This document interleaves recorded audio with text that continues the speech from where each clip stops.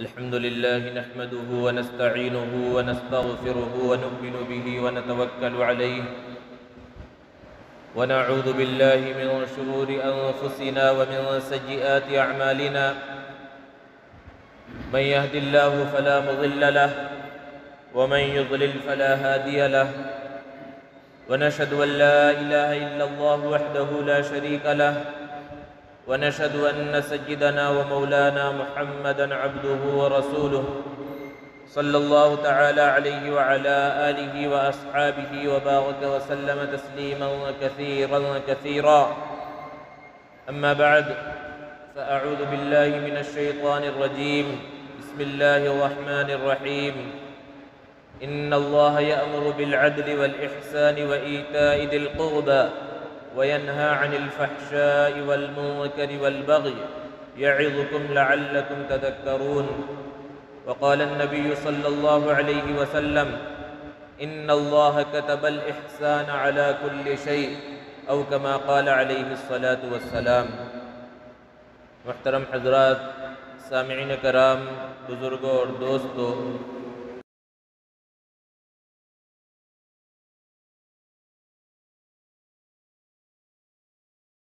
ہے احسان کرنے کی وجہ سے اللہ تبارک و تعالی بندوں کو دنیا کے اندر ترقی عطا فرماتا ہے، آخرت میں بڑے مقامات سے سرفراز کرتا ہے۔ احسان کی وجہ سے اللہ تبارک و تعالی انسان کو ہلاکت سے محفوظ رکھتا ہے۔ خطبے میں جو آیت کریمہ تلاوت کی گئی، اس میں اللہ رب العزت نے عدل کے ساتھ احسان کا حکم دیا۔ عدل کے سلسلے میں گزشتہ جمعہ میں بات کی گئی۔ احسان اردو زبان کے اندر اس کا جو مفہوم ہے، جو معنی ہے، وہ بہت مختصر ہے۔ عام طور پر یہ سمجھا جاتا ہے کہ احسان کیا ہے کہ کسی کے ساتھ کچھ اچھائی کر دینا، کسی کے ساتھ بھلائی کا سلوک کر دینا، ہم صرف اس کو ہی احسان سمجھتے ہیں۔ حالانکہ احسان کا دائرہ بہت وسیع ہے، اور قرآن مجید میں احسان اپنے مختلف مشتقات کے ساتھ تقریباً 190 مقامات پر آیا ہے۔ احسان کے کئی درجے ہیں الگ الگ انداز میں۔ جو قرآن مجید میں احسان کا لفظ استعمال کیا گیا، کہیں محسن کا لفظ استعمال کیا گیا، محسنین کا لفظ استعمال کیا گیا، تو سیاق و سباق کے اعتبار سے اس کے معنی بدلتے رہتے ہیں۔ اسی طرح احادیث کے اندر اللہ کے رسول صلی اللہ علیہ وسلم نے احسان کو بیان کیا، اور الگ الگ مقامات پر الگ الگ معنوں کے اندر وہ استعمال ہوا ہے۔ اگر ایمان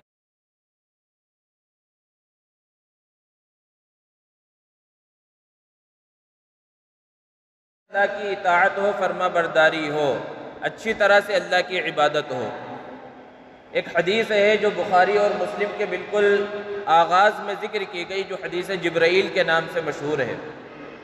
راوی بیان فرماتے ہیں کہ صحابہ کی مجلس لگی ہوئی تھی، اللہ کے رسول صلی اللہ علیہ وسلم بھی تشریف فرما تھے۔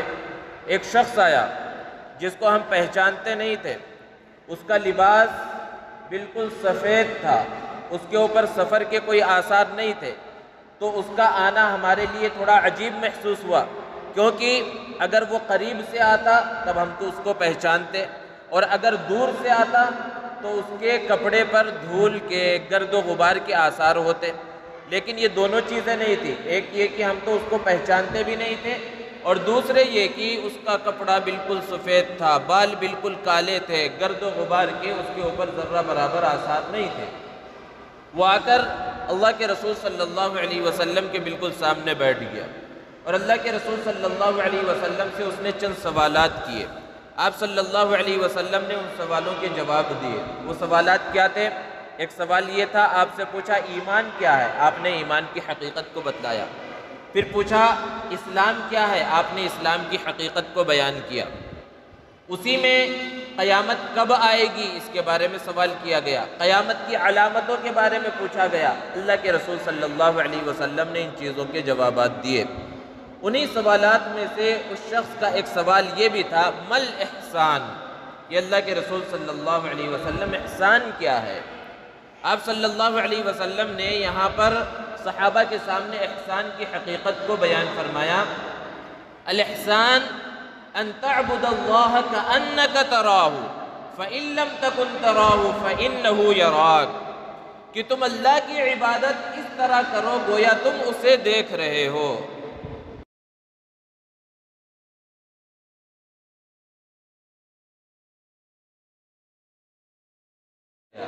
اللہ کی عبادت اس انداز میں ہونی چاہیے گویا کہ تم اسے دیکھ رہے ہو، لیکن ہر ایک کو یہ درجہ نہیں مل سکتا، تو کہا گیا فَإِن لَمْ تَكُنْ تَرَى، اگر یہ مقام یہ کیفیت تمہیں حاصل نہ ہو کہ تم اسے دیکھ رہے ہو، تو یہ مقام یہ مرتبہ یہ کیفیت تو ہر ایک کو حاصل ہے کہ یہ ذہن کے اندر ہو فَإِنَّهُ يَرَاكَ، کہ اللہ تو تمہیں دیکھ ہی رہا ہے۔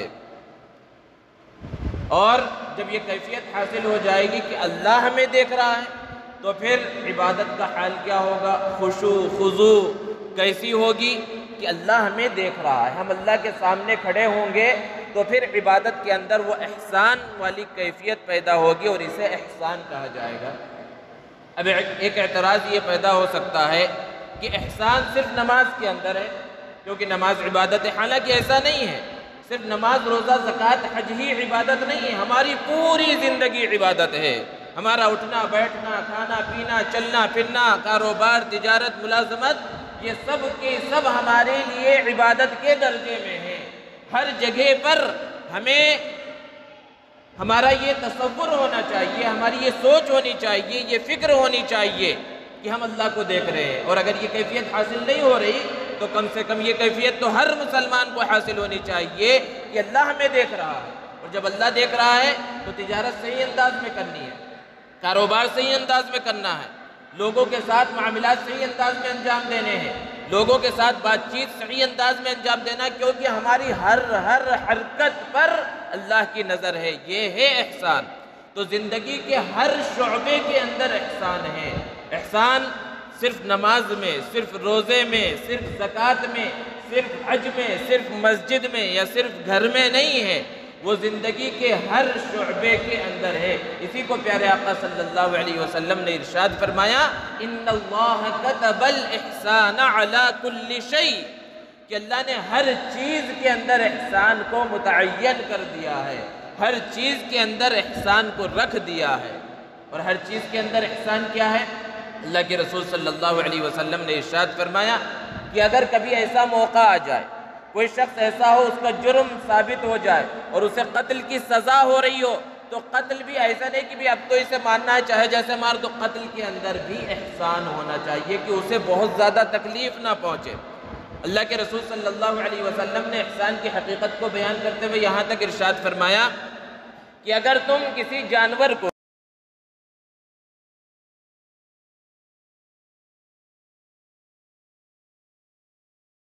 اندر بھی احسان ہے، اور ذبح کے اندر احسان کیا ہے؟ اسی حدیث کے اگلے ٹکڑے میں اللہ کے رسول صلی اللہ علیہ وسلم نے بیان فرمایا کسی جانور کو جب تمہیں ذبح کرنا ہو، کسی پرندے کو ذبح کرنا ہو، کسی جاندار کو تمہیں ذبح کرنا ہو، تو چھری پہلے سے تیز کر لو، اچھی طرح وہ چھری تیز ہو اور پھر اس کی گردن پر پھیرو تاکہ اسے زیادہ تکلیف نہ ہو۔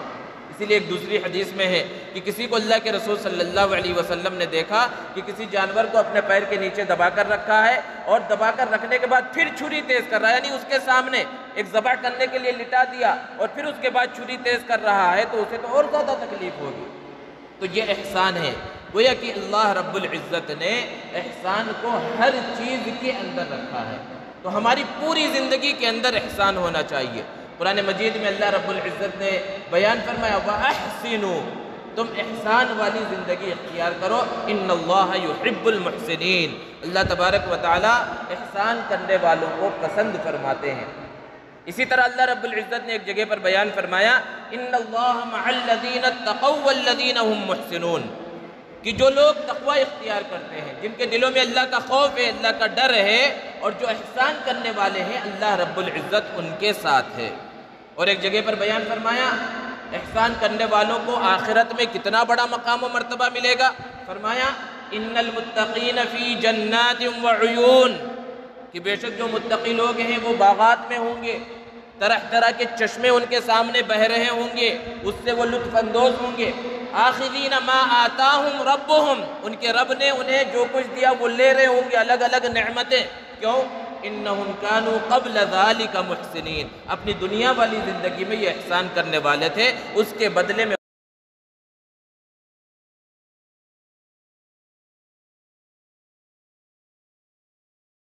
جاتی ہے، دنیا کا نقصان ہو گیا، کاروبار میں تجارت میں نقصان ہو گیا، یا عزیز و اقارب میں سے کسی کا انتقال ہو گیا تو انسان صبر کرتا ہے، یہ صبر بھی احسان ہے۔ اللہ رب العزت نے ارشاد فرمایا وَاصْبِرْ، صبر کرو، فَإِنَّ اللَّهَ لَا يُضِيعُ أَجْرَ الْمُحْسِنِينَ، کیونکہ اللہ تعالیٰ احسان کرنے والوں کا اجر ضائع نہیں فرماتے۔ اور یہ احسان صرف اپنوں کے ساتھ، صرف مسلمانوں کے ساتھ نہیں ہے، بلکہ ہر ایک کے ساتھ ہے، چاہے وہ مسلمان ہو یا غیر مسلم ہو۔ اسی کو قرآن مجید میں اللہ نے بیان فرمایا وَلَا تَزَالُ تَطَّلِعُ عَلَىٰ خَائِنَةٍ مِّنْهُمْ إِلَّا قَلِيلًا مِّنْهُمْ، کہ جو دشمنان ہیں ان کی طرف سے ہمیشہ خیانتیں آتی رہتی ہیں، طرح طرح کی تکلیفیں اور پریشانیاں آتی رہتی ہیں، لیکن آپ کا کام کیا ہے؟ فَاعْفُ عَنْهُمْ وَاصْفَحْ، انہیں معاف کرتے رہو، ان کو درگزر کرتے رہو، کیوں؟ کیونکہ اللہ تبارک و تعالیٰ اچھا کام کرنے والے اور احسان کرنے والوں کا اجر ضائع نہیں فرماتے، اللہ رب العزت احسان کرنے والوں سے محبت فرماتے ہیں۔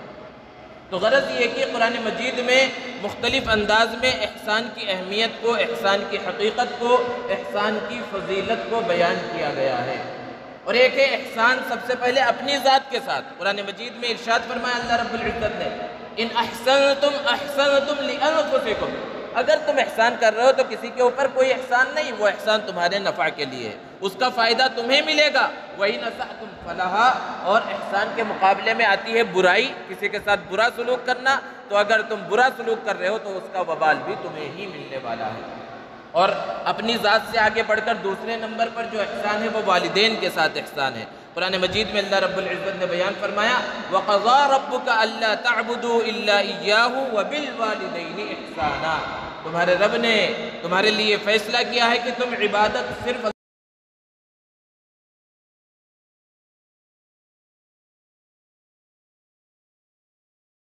کے ساتھ ہے، پھر اس سے آگے بڑھ کر رشتہ دار، قریبی رشتہ دار، دور کے رشتہ دار، اور پھر اس کے بعد ساری انسانیت کے ساتھ احسان۔ تو احسان کا جو یہ دائرہ ہے یہ آہستہ آہستہ وسیع ہوتا رہتا ہے۔ تو اگر ہماری زندگی احسان والی ہوگی تو پھر ہم کامیاب ہوں گے، اور اگر ہماری زندگی کے اندر احسان نہیں ہوگا تو پھر ہم ناکام ہو جائیں گے۔ زندگی گزارنے کے تین طریقے ہیں، ایک زندگی ہے عدل والی، اور دوسری زندگی ہے احسان والی، اور تیسری زندگی ہے ظلم والی۔ عدل والی زندگی کا مطلب کیا ہے؟ عدل کی حقیقت کیا ہے؟ جیسا کہ گزشتہ بیان کیا گیا، عدل اور احسان میں تھوڑا سا فرق ہے۔ عدل واجب ہے، عدل ان چیزوں کے اندر پایا جاتا ہے جس کا کرنا ضروری ہے، اور احسان یہ واجب نہیں ہے، مستحب ہے، افضل ہے۔ عدل کی وجہ سے انصاف قائم ہوتا ہے لیکن محبت پیدا نہیں ہوتی، اور احسان کی وجہ سے انصاف تو قائم ہوتا ہی ہے، اور ساتھ میں رشتہ داروں میں، محلے والوں میں، پڑوسیوں میں محبت بھی قائم ہوتی ہے۔ عدل کی حقیقت کیا ہے؟ کہ اپنا جتنا حق ہے اس کو پورا پورا لے لیا جائے، اور دوسرے کا جتنا حق ہے اس کو پورا پورا دے دیا جائے، نہ اپنا حق چھوڑا جائے نہ دوسرے کا حق مارا جائے، یہ ہے عدل۔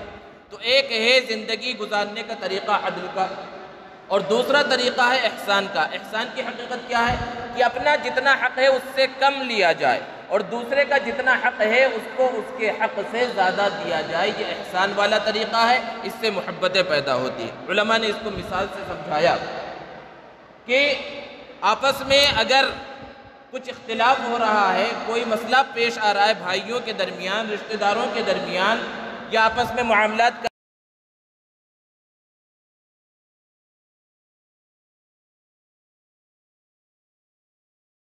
ایک پیسہ نہ چھوڑا جائے تب بھی اس کے اندر کوئی حرج نہیں، لیکن یہ طریقہ جب ہم اختیار کریں گے تو محبتیں آپس میں باقی نہیں رہیں گی۔ آگے بڑھ کر جو طریقہ ہے وہ احسان والا طریقہ ہے کہ اپنے حق کو تھوڑا سا چھوڑ دیا جائے۔ جیسے کہ دو بھائی ہیں، ان کے درمیان وراثت کے تقسیم ہونے کا مسئلہ آیا، والد نے دو گھر چھوڑے ہیں، اب دونوں بھائیوں کو ایک ایک گھر ملنا ہے، لیکن گھر کا جو مقام ہے وہ الگ الگ ہے۔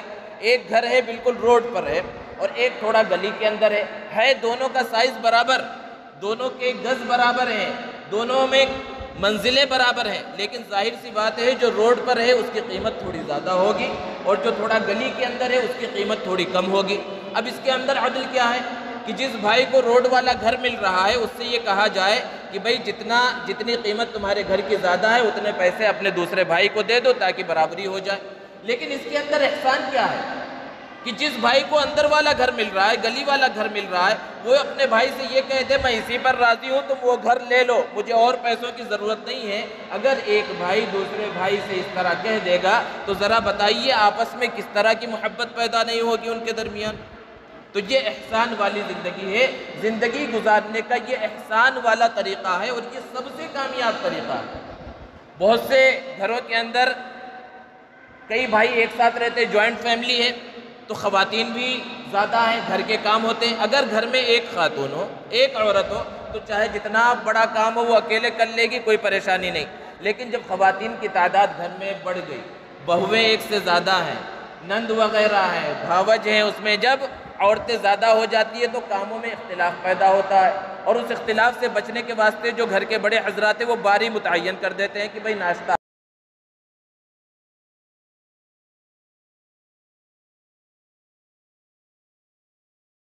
میں جو گھر کی خواتین ہیں ان کے درمیان اختلاف نہ ہو اور کام بھی تقسیم ہو جائے اور کام بھی برابر ہوتا رہے۔ تو عدل تو یہ ہے کہ جس کی جو باری متعین کی گئی وہ اتنا ہی کام کرے۔ ناشتے کی ذمہ داری دی گئی، صرف ناشتے میں ہاتھ لگائے، اس کے علاوہ چاہے جتنی کسی کو تکلیف آئے، پریشانی آئے، وہاں پر جا کر نہ دیکھے کچن میں، نہ وہاں پر ہاتھ لگائے، نہ کسی کا ہاتھ بٹھائے۔ لیکن احسان والی زندگی کیا ہے کہ اپنا کام تو پورا کر لیا، ناشتہ بنانے کی ذمہ داری تھی، کھانا بنانے کی ذمہ داری تھی، اس کو پورا کر لیا۔ اب جب دوسرے کی باری آئی تو یہ سوچ کر کہ ان کے بچے بھی ہیں، چھوٹے بچے بھی ہیں، اس میں بھی جا کر تھوڑا سا ہاتھ بٹا دیا۔ اب ذرا بتائیے اگر یہ احسان والی زندگی کو اپنایا جائے گا، گھر جنت کا نمونہ بن جائے گا، گھر کے اندر محبت کی فضا پیدا ہو جائے گی۔ لیکن اگر ہم احسان والی زندگی کو نہ اپنائیں، صرف عدل پر چلتے رہیں، تب بھی وہ ناجائز حرام نہیں ہے، لیکن دل کے اندر کدورتیں باقی رہیں گی، دل کے اندر بغض باقی رہے گا، عناد بھی پیدا ہو سکتا ہے، دشمنیاں بھی پیدا ہو سکتی ہیں۔ اس لیے احسان والی اگر زندگی کو اپنا لیا جائے تو پھر گھر جنت کا نمونہ بن جاتا ہے۔ اور زندگی گزارنے کا جو تیسرا طریقہ ہے وہ ظلم والا طریقہ ہے۔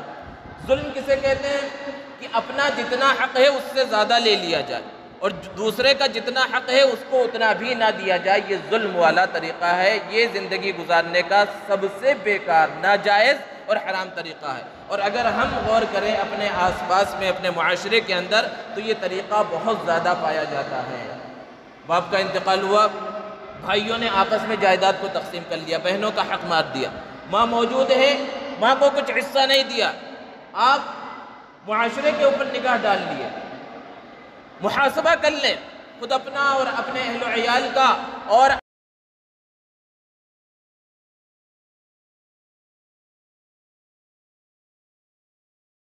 مجید میں اللہ رب العزت نے تقریباً 200 مقامات پر ظلم اور ظلم کے خلاف اور ظالموں کا کتنا برا انجام ہوگا اس کو بیان فرمایا ہے۔ تو یہ جو طریقہ ہے اس طریقے سے بچنے کی ضرورت ہے۔ اللہ رب العزت نے ایک طریقہ عدل کا رکھا ہے۔ عام طور پر کہا جاتا ہے، ایک نعرہ بہت زیادہ مساوات کا لگایا جاتا ہے، برابری کا، کہ ہر جگہ پر برابری ہونی چاہیے۔ اس بات کو ذہن میں رکھنا چاہیے کہ اللہ رب العزت نے اسلام کی بنیاد، شریعت کی بنیاد عدل پر رکھی ہے، مساوات پر نہیں رکھی۔ مساوات کا مطلب ہے برابری۔ ہر چیز میں اللہ نے برابری کو نہیں رکھا۔ اگر ہر چیز میں برابری ہوتی تو سب مرد ہی ہوتے، عورتیں نہ ہوتی، سب گورے ہوتے، کوئی کالا نہ ہوتا، سب صحت مند ہوتے یا سب بیمار ہوتے۔ لیکن ہم اپنی زندگی میں دیکھتے ہیں کچھ مرد ہیں، کچھ عورت ہیں، کچھ گورے ہیں، کچھ کالے ہیں، کچھ لمبے ہیں، کچھ پستہ قد ہیں، کچھ صحت مند ہیں، کچھ بیمار ہیں۔ یہ اونچ نیچ فرق اللہ رب العزت نے رکھا ہے۔ اگر مساوات ہم مان لیں کہ ہر چیز میں مساوات ہے تو برابری ہونی چاہیے، لیکن اس طرح کی برابری نہیں ہے۔ حالانکہ بہت سی جگہ پر، بہت سے مقامات پر مساوات کی وجہ سے عدل قائم ہوتا ہے۔ جیسے کہ مسجد ہے، مسجد کے اندر مساوات ہے۔ یہاں یہ نہیں دیکھا جائے گا کہ کون مالدار ہے، کون غریب ہے، کون فلاں کاروبار کرتا ہے، کون چھوٹا کاروبار کرتا ہے۔ جو بڑے کاروبار کرنے والے انہیں آگے کی صف میں جگہ ملے گی، جو مالدار ہیں، ڈاکٹر ہیں، انجینئر ہیں، مفتی ہیں، شیخ الحدیث ہیں، انہیں آگے مقام ملے گا، باقی لوگ پیچھے رہیں گے۔ ایسا کچھ بھی نہیں ہے۔ یہاں مساوات ہے اس مساوات کے ذریعے عدل قائم ہوتا ہے، لیکن ہر جگہ پر مساوات نہیں ہے۔ اس بات کو ذہن میں رکھنے کی ضرورت ہے کہ اللہ رب العزت نے شریعت کی جو بنیاد رکھی ہے وہ عدل کے اوپر رکھی ہے کہ اس سے انصاف قائم کیا جائے، اور اس سے آگے بڑھ کر پھر احسان والی زندگی ہے۔ تو زندگی گزارنے کے جو 3 طریقے ہیں، ایک طریقہ ہے عدل،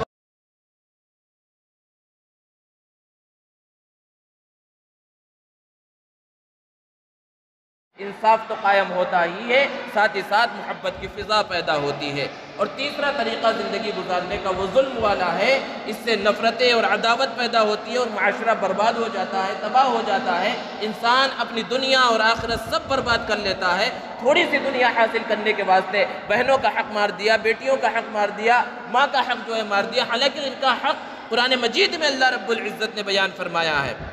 بیٹیوں کا حق بیان فرمایا، ذوی الفروض کہا جاتا ہے، یعنی وہ رشتہ دار جن کا حصہ متعین کر دیا گیا ہے وہ کسی بھی حال میں محروم ہوتے ہی نہیں ہیں۔ تو جو بہنیں ہیں وہ کسی بھی حال میں محروم نہیں ہوتی، جس طرح بھائیوں کو حق ملتا ہے اسی طرح بہنوں کا بھی حصہ برابر ہے۔ یہ شریعت نے وہ الگ رکھا ہے کہ جو بھائی ہیں یعنی بیٹے، جو میت کے بیٹے ہیں، ان کو بیٹیوں کے مقابلے میں دوگنا حصہ ملے گا، مردوں کی ذمہ داریاں زیادہ ہیں تو اللہ رب العزت نے ان کا حصہ بھی زیادہ رکھا ہے، لیکن پورے ہی حصے کو مان لینا یہ ظلم ہے۔ تو جو آیت کریمہ تلاوت کی گئی، اس میں اللہ رب العزت نے ایک حکم دیا تھا عدل کا، اور دوسرا حکم دیا تھا احسان کا، اور تیسرا حکم اللہ رب العزت نے دیا وَإِيتَاءِ ذِي الْقُرْبَى، اور رشتہ داروں کو دو۔ رشتہ داروں کی مدد کرنا یہ بہت بڑا کام ہے۔ ایک تو صلہ رحمی کا ثواب ملتا ہے، اور اگر وہ مستحق تھے تو صدقے کا بھی ثواب ملتا ہے۔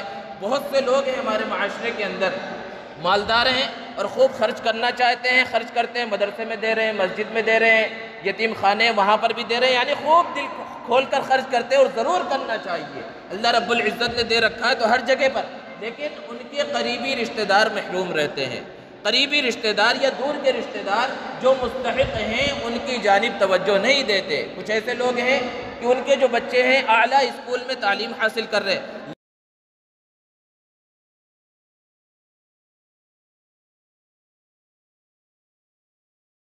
یا کچھ دور کے رشتہ دار ہیں، کچھ ایسے بچے ہیں وہ صرف اس وجہ سے اسکول نہیں جا پاتے کہ ان کے والد کے پاس، ان کی والدہ کے پاس اسکول کی فیس بھرنے کے واسطے پیسے نہیں ہیں۔ وہ بچے صرف اس وجہ سے اسکول نہیں جا پا رہے ہیں کہ ان کے پاس یونیفارم خریدنے کے واسطے پیسے نہیں ہیں۔ تو کیا یہ ہماری ذمہ داری نہیں بنتی کہ اگر ہمارے رشتہ داروں میں سے، چاہے وہ قریب کے رشتہ دار ہوں یا دور کے رشتہ دار ہوں، ان کی مدد کرنے کی کوشش کریں کہ ان کے بچے بھی اسکول جانے کے لائق ہو جائیں، یوں ہی آوارہ نہ پھرتے رہیں۔ اور پھر یہ جہاں صلہ رحمی ہے اور صدقے کا ثواب ہے، وہیں اس کے اندر آپ کی عزت بھی ہے۔ رشتہ داروں کی، غریب رشتہ داروں کی، فقیر رشتہ داروں کی، مستحق رشتہ داروں کی مدد کرنے میں آپ کی عزت ہے، کیونکہ اگر آپ ان کی مدد نہ کریں گے، اگر اللہ نے آپ کو دے رکھا ہے، آپ ان کی اعانت نہ کریں گے، ان کے بچوں کو اسکول مدرسے نہیں بھیجیں گے، تو کل کے دن وہ جب آوارہ پھریں گے، غلط کام کریں گے، تو لوگ بولیں گے کون ہے بھائی؟ ارے یہ بھائی فلاں کے رشتہ دار ہے، یہ فلاں کے بھتیجے ہیں، تو نام تو آپ کا خراب ہوگا۔ آپ اگرچہ اپنی جگہ پر بہت اچھے ہیں، بہت مالدار ہیں، بہت عزت دار ہیں، بہت خیر کے کاموں میں حصہ لیتے ہیں، لیکن چونکہ آپ کے رشتہ دار وہ غربت کی وجہ سے غلط راستے پر چل رہے ہیں، غربت کی وجہ سے وہ اسکول نہیں جا رہے ہیں، اعلیٰ تعلیم حاصل نہیں کر رہے ہیں، تو بدنامی تو آپ کی بھی ہوگی۔ تو ہونا یہ چاہیے کہ رشتہ داروں کی زیادہ سے زیادہ مدد کی جائے، کوئی رشتے کو نہ چھوڑا جائے۔ اس کے اندر اللہ کے رسول صلی اللہ علیہ وسلم کی حیات طیبہ ہمارے لیے نمونہ ہے کہ اللہ کے رسول صلی اللہ علیہ وسلم نے کس طرح رشتہ داروں کا حق ادا کیا۔ اللہ کے رسول صلی اللہ علیہ وسلم کو سویبہ نے، جو ابو لہب کی باندی تھی، انہوں نے دودھ پلایا تھا، اور صرف چند دن دودھ پلایا تو وہ رضاعی ماں بن گئی، دودھ شریک ماں جسے کہا جاتا ہے، دودھ ماں۔ آج رضاعی ماں کی کوئی حیثیت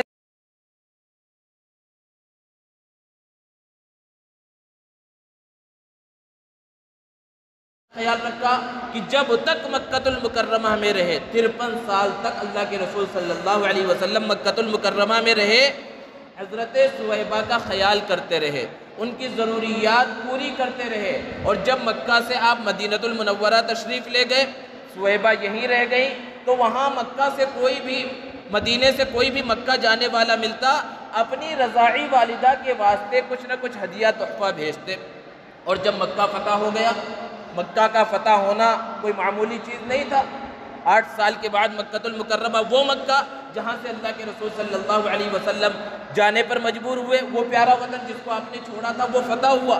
کیسی خوشی کا موقع ہے، 10,000 صحابہ کرام آپ کے ساتھ ہیں، لیکن ایسے موقع پر بھی اپنی رضاعی والدہ کو نہیں بھولے۔ وہاں جو معاملات تھے، ان معاملات کو حل کرنے کے بعد لوگوں سے پوچھا سویبہ کا کیا حال ہے؟ لوگوں نے بتایا ان کا تو انتقال ہو چکا ہے۔ اللہ کے رسول صلی اللہ علیہ وسلم نے افسوس کا اظہار کیا۔ پھر اس کے بعد پوچھا اچھا ان کے بیٹے مسرور، یعنی آپ صلی اللہ علیہ وسلم کے رضاعی بھائی ہوں گے، مسرور کے بارے میں پوچھا کہ مسرور کا کیا حال ہے، وہ زندہ ہیں؟ انہوں نے کہا، لوگوں نے بتایا کہ ان کا بھی انتقال ہو چکا ہے۔ اللہ کے رسول صلی اللہ علیہ وسلم نے ارشاد فرمایا اگر آج وہ باحیات ہوتے تو میں ان کے ساتھ حسن سلوک کرتا۔ یہ اللہ کے رسول صلی اللہ علیہ وسلم کی حیات طیبہ ہے۔ اور آج ہم دیکھیں کیسے کیسے قریبی رشتہ داروں کے ساتھ ہمارا سلوک ہے، بھائیوں میں آپس میں لڑائیاں ہیں، رشتہ داروں کے اندر لڑائیاں ہیں۔ یہ سارے سلوک اس وجہ سے ہیں کہ اللہ کے رسول صلی اللہ علیہ وسلم کی حیات طیبہ ہمارے سامنے نہیں ہے۔ اللہ کے رسول صلی اللہ علیہ وسلم حضرت حلیمہ سعدیہ کے پاس رہے 4 سال تک، ان کا حق کس طرح ادا کیا؟ شیمہ جو اللہ کے رسول صلی اللہ علیہ وسلم کی رضاعی بہن ہے، جنگ حنین کے اندر بڑی فتح حاصل ہوئی ہے، اللہ کے رسول صلی اللہ علیہ وسلم مال غنیمت تقسیم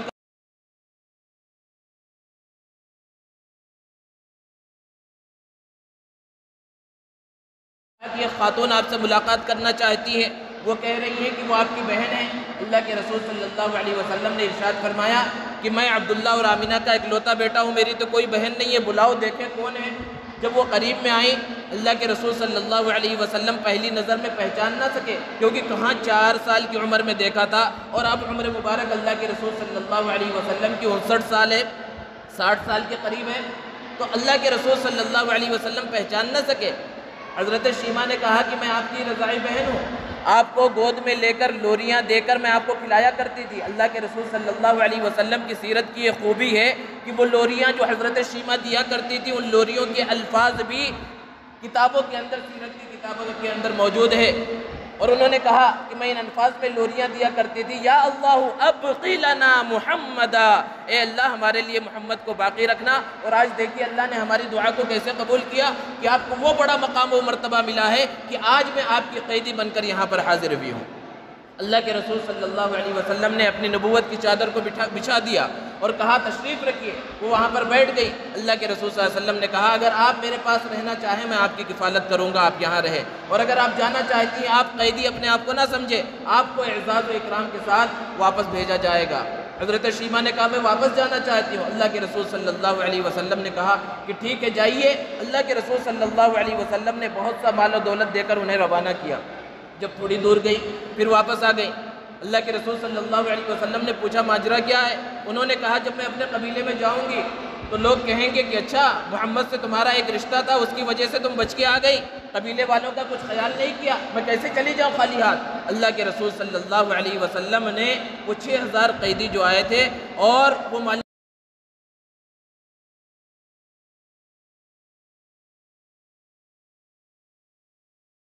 حکم دیا۔ روایتوں کے اندر ہے کہ وہ قیدی تو آزاد کیے گئے، لیکن کس وجہ سے کیے گئے؟ بعض مفسرین اور مورخین نے بیان کیا کہ حضرت شیمہ کی وجہ سے، اور بعض دوسرے اسباب بھی بیان کیے گئے ہیں۔ تو ذرا بتائیے کہ وہ رضاعت کا رشتہ، صرف دودھ کا رشتہ، اللہ کے رسول صلی اللہ علیہ وسلم نے اس کا کتنا خیال رکھا۔ تو جب قرآن مجید کی اس عظیم آیت کریمہ میں اللہ رب العزت ہمیں حکم دے رہے ہیں ایتاء ذی القربى کہ رشتہ داروں کا خیال رکھو، تو ہمیں بھی اللہ کے رسول صلی اللہ علیہ وسلم کی سنت پر عمل کرتے ہوئے، آپ صلی اللہ علیہ وسلم کی حیات طیبہ کو اپنے سامنے رکھتے ہوئے اپنی اور اپنے رشتہ داروں کی فکر کرتے رہنا چاہیے، عدل احسان والی زندگی کو اپنانا چاہیے۔ اللہ رب العزت ہمیں عمل کی توفیق عطا فرمائے۔ وآخر دعوانا الحمدللہ رب العالمین۔